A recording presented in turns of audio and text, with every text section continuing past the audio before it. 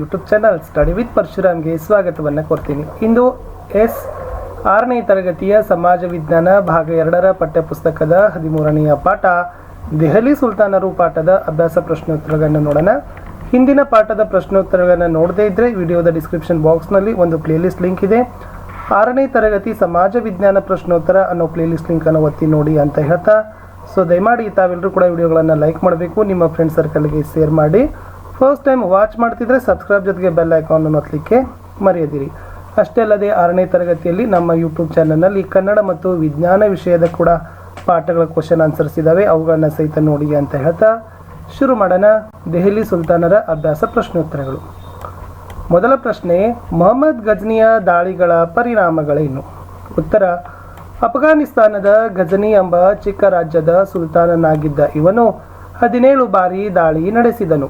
ಇದರ ಪರಿಣಾಮವಾಗಿ ಭಾರತದ ಹಲವಾರು ಸಂಪದ್ಭರಿತ ನಗರಗಳು ಸೂರೆಗೊಂಡವು, ಧಾರ್ಮಿಕ ಕೇಂದ್ರಗಳು ನಾಶವಾದವು.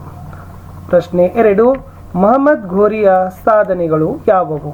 ಉತ್ತರ, ಭಾರತದ ಮೇಲೆ ದಾಳಿ ನಡೆಸಿ ಸಿಂಧ್ ಮತ್ತು ಪಂಜಾಬ್ ಪ್ರಾಂತ್ಯಗಳನ್ನು ವಶಪಡಿಸಿಕೊಂಡನು. 1ನೇ ತರೈನ್ ಯುದ್ಧದಲ್ಲಿ ಪೃಥ್ವಿರಾಜನಿಂದ ಸೋತನು. 2ನೇ ತರೈನ್ ಯುದ್ಧದಲ್ಲಿ ಪೃಥ್ವಿರಾಜನನ್ನು ಸೋಲಿಸಿ ಕೊಂದನು. ನಂತರ ದಿಲ್ಲಿ ಮೊಹಮ್ಮದನ ವಶವಾಯಿತು. ಮೊಹಮ್ಮದ್ ಗೆದ್ದುಕೊಂಡ ಪ್ರದೇಶಗಳನ್ನು ತನ್ನ ಸೇನಾನಿ ಕುತುಬುದ್ದೀನ್ ಐಬಕ್ ಎಂಬುವನಿಗೆ ಹಸ್ತಾಂತರಿಸಿದನು. ಪ್ರಶ್ನೆ 3, ಕುತುಬುದ್ದೀನ್ ಐಬಕನ ಸಾಧನೆಗಳನ್ನು ತಿಳಿಸಿ. ಉತ್ತರ, ಕುತುಬುದ್ದೀನ್ ಪ್ರಾರಂಭದಲ್ಲಿ ಮೊಹಮ್ಮದ್ ಘೋರಿಯ ಗುಲಾಮನಾಗಿದ್ದ.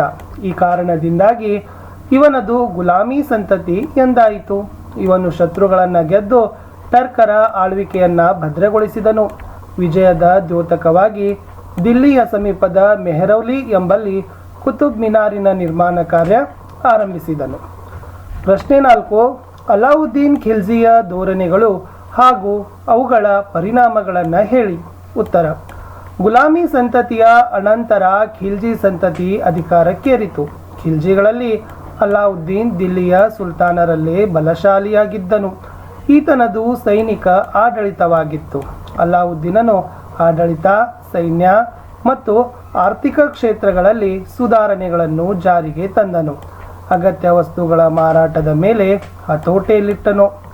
ಮಾದಕ ಪದಾರ್ಥ ಸೇವನೆ, ಜೂಜಾಟಗಳನ್ನು ನಿಷೇಧ ಮಾಡಿದನು. ತಪ್ಪಿತಸ್ಥರೆಂದು ಕಂಡವರನ್ನು ಕ್ರೂರವಾಗಿ ದಂಡಿಸಿದ. 5ನೇ ಪ್ರಶ್ನೆ, ಮೊಹಮ್ಮದ್ ತುಘಲಕನ ಧೋರಣೆಗಳು ಏಕೆ ವಿಫಲಗೊಂಡವು? ಉತ್ತರ, ಮೊದಲನೇದು ರಾಜಧಾನಿಯ ವರ್ಗಾವಣೆ.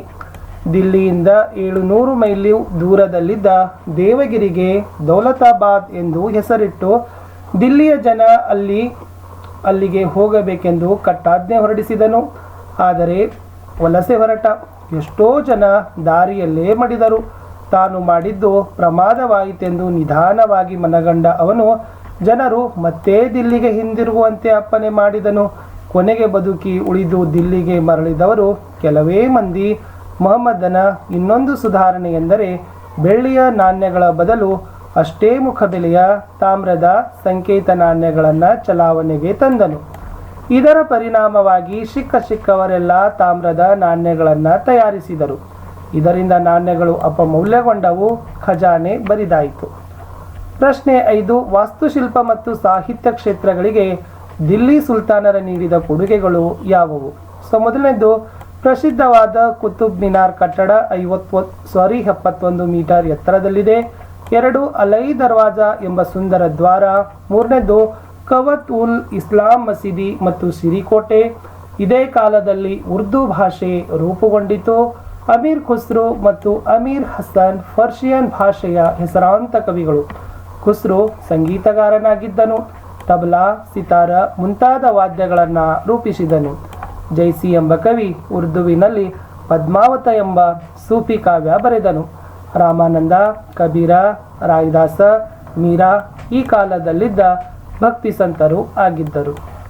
ಇಷ್ಟಿತ್ತು ಸ್ನೇಹಿತರೆ 6ನೇ ತರಗತಿಯ 13ನೆಯ ಪಾಠ ಸಮಾಜ ವಿಜ್ಞಾನ 2ನೇ ಭಾಗದಲ್ಲಿದ್ದ ಪಾಠದ ಅಭ್ಯಾಸ ಪ್ರಶ್ನೋತ್ತರಗಳನ್ನು. ನಾನು ಮತ್ತೆ ನಿಮಗೆ ಹೊಸ ಪಾಠದಿಂದ ವಿಡಿಯೋದಲ್ಲಿ ಸಿಗ್ತೀನಿ. ದಯಮಾಡಿ ತಾವೆಲ್ಲರೂ ಕೂಡ ವಿಡಿಯೋನ ಲೈಕ್, ಶೇರ್ ಹಾಗೂ ಸಬ್ಸ್ಕ್ರೈಬ್ ಮಾಡಲಿಕ್ಕೆ ಮರೆಯದಿರಿ. ನಮ್ಮ ಯೂಟ್ಯೂಬ್ ಚಾನಲ್ನಲ್ಲಿ ಸೈನ್ಸ್ ಕನ್ನಡ ವಿಷಯಗಳ ವಿಡಿಯೋಗಳಿದ್ದಾವೆ, ಅವುಗಳನ್ನು ಸಹಿತ ನೋಡಿ ಅಂತ ಹೇಳ್ತಾ ಸಿಗ್ತೀನಿ ಹೊಸ ವಿಡಿಯೋದಲ್ಲಿ. ಅಲ್ಲಿಯವರೆಗೂ